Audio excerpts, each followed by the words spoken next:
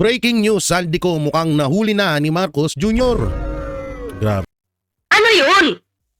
Ano yun? Breaking news! Zaldico mukhang nahuli na ni Marcos Jr. Hindi po siya sigurado sa binabalita niya. Hindi po siya sigurado sa kanyang nilalabas sa kanyang YouTube channel. Imagine na breaking news pa to Breaking news!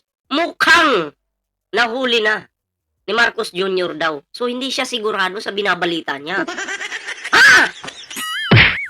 Ay, nabuang na. Nangyari dito sa mga basurang vlogger na to. Next time, pag magbabalita kayo, dapat sigurado kayo. Anong mukhang? Tanga. Tanga talaga tong bakulaw na to eh. Diba? Hindi po nag-iisip. Sampal nga dyan. Diba? Sarap. Ang sarap sampalin ng batok mo. Diba? Kasi yung batok mo yun, nandyan yung naiipon lahat dyan ng ka-fake newsan mo eh. Isang sampal pa nga, isa pa.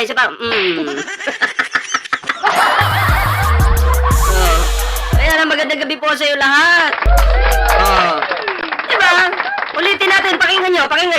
Hindi po siya sigurado sa binabalita niya. Ginagago niya lang yung mga kapwa niya viewers dyan. Pakinggan nyo sana ba yun? Ito? At ito, tinaguri ang may panib...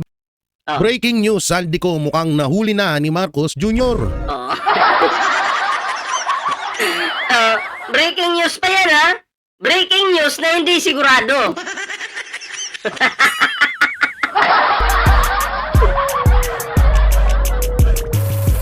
Walang hiya ka talaga. Nagkamali si Chris Ulo sa pagpili sa'yo.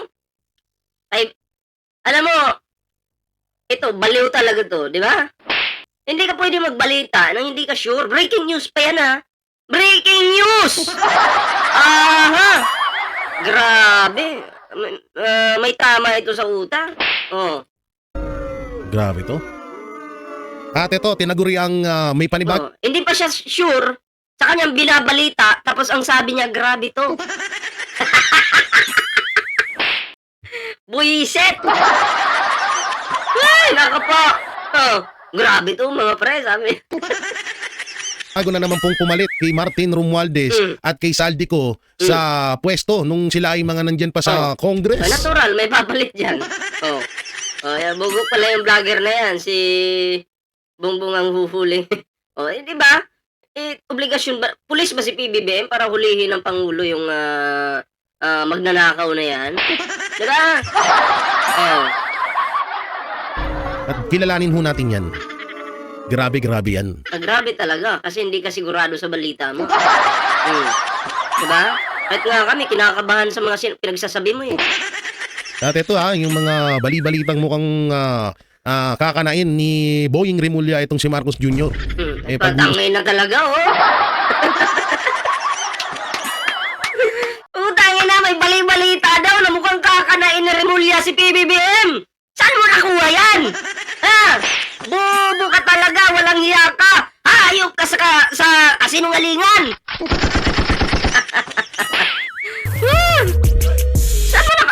Kami, wala kaming balitang gano'n na kakanain ni Rimulya yung ni Boyeng Rimulya yung Pangulo. Ewan ko lang saan mo nakuha yan. Araw-araw sasampalin ko yung batok mo eh. Sige, ay putang ina, bakit ko nakis yan? Ang baho ng batok. Ano ba yung napindot ko dito?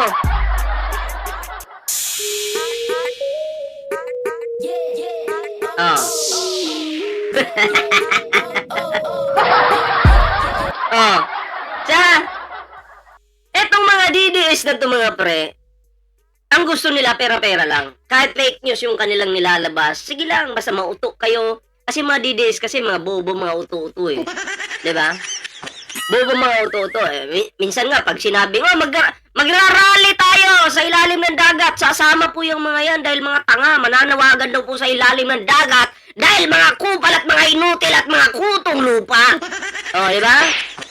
Next time po, mananawagan po sila, magpapailalim naman po sila sa ilalim ng bulkan. O doon po sila magrarally. O, bring him home daw. Alive. O, alive na alive. Kaya nga alive na alive sila eh.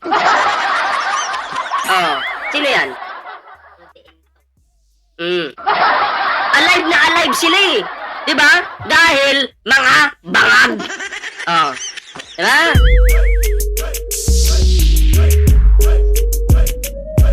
Tuloy natin to, tuloy natin. Usapan din ho natin. Grabe, no? Sabi ko na nga ba eh. Kung mawawala man si Saldico sa sa Congress bilang House of Leader or Chairman ng Appropriation, Sasampalin ko yung baba mo na yan. Ha? Nabubulol-bulol ka pa.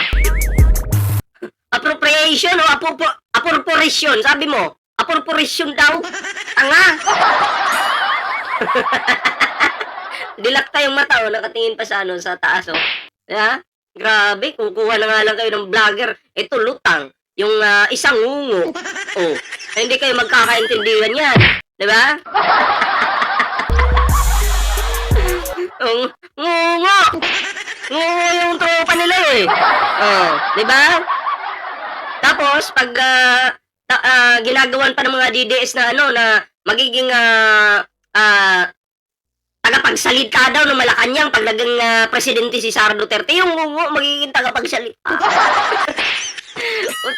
Yung ngungo magiging tagapagsalita ng Malacanang, anong maiintindihan yan? Maiintindihan nyo ba yan pag nagsalita yan? Walang juwa naman, oh. Di ba? O, pagdasal nyo na lang si Tatay, dutain nyo na namamahinga ngayon sa dahig, mag-isa na lang doon. Sabihin nyo na huwag kang mag-alala, Tatay. Si Bato naman on the way na, papunta na rin. Pagdasal nyo si Tatay Duts nyo. Ipagdasal nyo na huwag na malungkot at mabulok na lang siya sa kulungan habang buhay. Pagdasal nyo, iparating nyo yung dasal nyo kay Kibuloy. Iparating nyo yung dasal nyo kay Kibuloy, doon kayo magdasal. Tuloy natin. Appropriation. Sa'yo na yun. Sabi ni si Marcos, weak, kasama na sasara ICC. Oo nga napaka-weak nga ni PBBM. Dahil sa sobrang pagiging weak ni PBBM, nabulok yung tatay mo sa dahig. Diba? Diba? Wala interviewin daw, ano daw? Ballpoint, mag-interview ka ng ngungo at malalaman kung proud ba sila kay Sir Jack. Proud po yan, mga tanga Diba? Weak leader ang Pangulo. Napakulong si Kibuloy, napakulong si Digong. Napaka-weak po talaga ng Pangulong Bongbong Marcos. Grabe. Kaya huwag kayo mag-alala mga DDS. Naniniwala ko sa inyo, weak po talaga si PBBM. Kasi kung malakas lang si PBBM, hindi yan may papakulong. Yung inyong pinakamayabang na tatay. Tuloy natin to.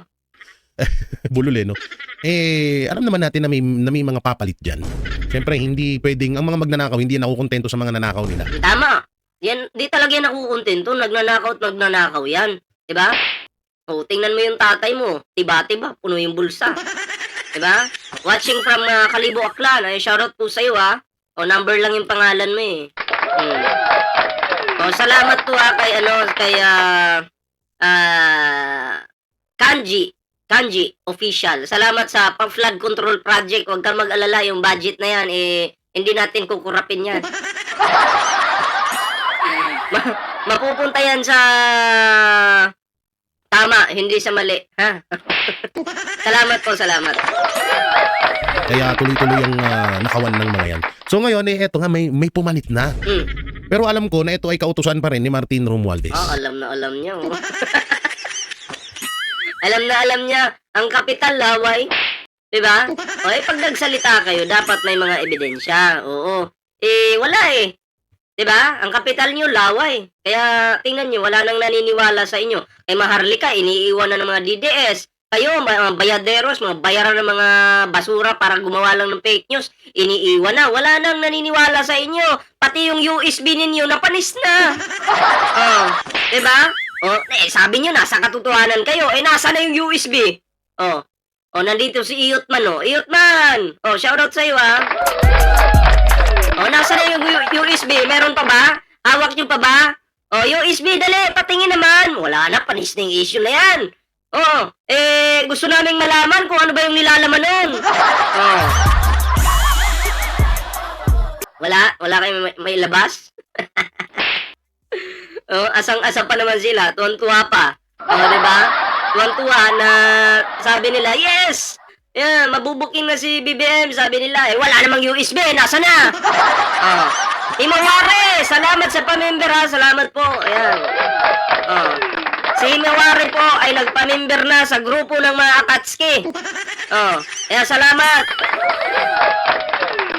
Alam ko na siya pa rin ang utak ng lahat ng ito. At ayun, speaking of Saldico, etong palasyo ay mukhang nagpaparamdam na na nahuli na nila etong si Saldico. Kasi parang grabe no, walang balita na ganun ha. Walang binabalita na ganun yung Malacanang. Shoutout Ma'am Gina Lora ha. Oh, wala pong sinasabi ang Malacanang na si Saldico ay nahuli na nila. At hindi po trabaho ng Malacanang na ulihin si Saldico. Oh, hindi po trabaho ng presidente na puntahan si Saldico para arestuhin. Walang jowa naman o bangag talaga. Ilang ano ata. Kasi kung matatandaan natin ilang... shoutout kay Orlen Tanamor. Shoutout po sa iyo halos mag-iisang linggo na kung di ako nagkakamali na hindi naglalabas ng video etong si Saldico. Hindi ko ba alam baka dahil violation yung balita ko, yung Facebook page ni Saldico ay na-violation. Nagkaroon ng violation kaya hindi makapag-post. Ay, naku, hindi mo alam yun? Basura.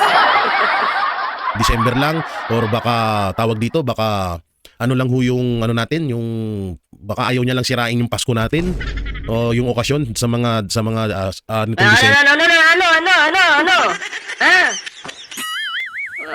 Pero kaya hindi siya naglalabas ng video. Pero meron pong isang video kong ipapakita na sa inyo na parang may video ipapakita ha. Bago niya ipakita yan, huwag niyong kalimutan mag-like, share, and subscribe. Kalimbangin niyo yung itlog ni Digong dyan.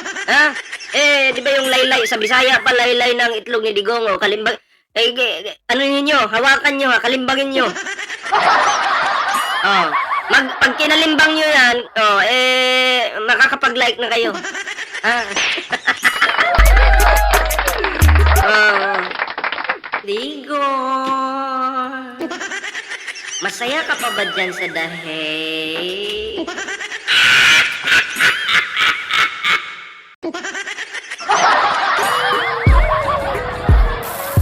Masaya yung tatay niyo sa dahe. Halika na, tuloy na natin to. Talagang nasa kamay na ng ni Marcos etong si Saldico. Kasi parang ayan ha, nasa kamay na daw po ni PBBM si Saldico. Hindi ko maintindihan saan nila nakukuha tong balitang ito no, na mga gawa-gawang kwento, di ba? Saan? Yung mga pasalamat lang kayo, hindi pa kayo pinapatulan ng administrasyon kasi busy pa sila.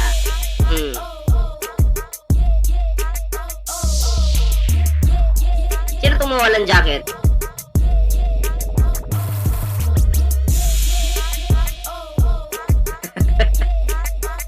Ayun nga naman ano.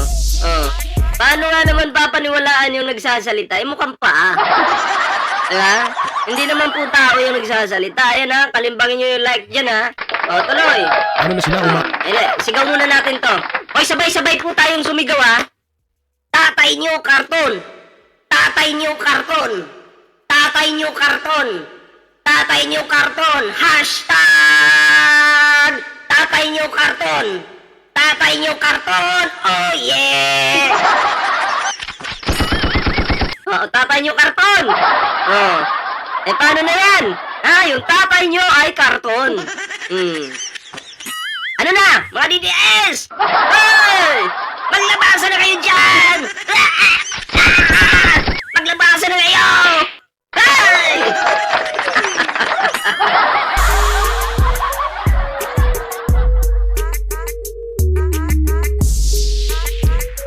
Okay, tuloy natin to, tuloy. atras na sila na mahuli or madakip. Etong si Saldico kasi kung matatandaan nyo, atat na atat silang mahuli to. Pero bigla silang umatras ngayon. Bakit kaya? Yan yung matinding pag-uusapan natin ngayong araw na to. Matindi pala yung pag-uusapan natin ngayon kasi biglang umatras eh. Matindi, kabang-abang yan. Tuloy. Banateros, mga kabiyaya. At syempre, bago natin to simulan, huwag nyo na rin pong kalimutan. Bago natin to simulan, wag mo na simulan. Bago natin to simulan, wag mo na simulan, ha? Walang kwenta yung mga sinasabi mo. Diba? Tama naman ako, diba? Bago natin simulan, wag mo nang simulan. Tama na! Kasi ang tatay mo, karton. Tatay mo, karton. Tatay mo, karton. Oh, yeah! Break it down, you. Oh, yeah! Magandang gabi po sa lahat dyan, ha? Sa mga DDS na bumisita sa atin live at pinagkakakitaan natin ngayon ng mga basura, ng mga walang kwenta na pumapasok sa atin live. Magandang gabi sa inyo. Tiba-tiba na naman si Bullpoint man sa inyo. Mga utu-utu kasi kayo. Di ba yan? Okay lang ba? Ha? Okay lang ba?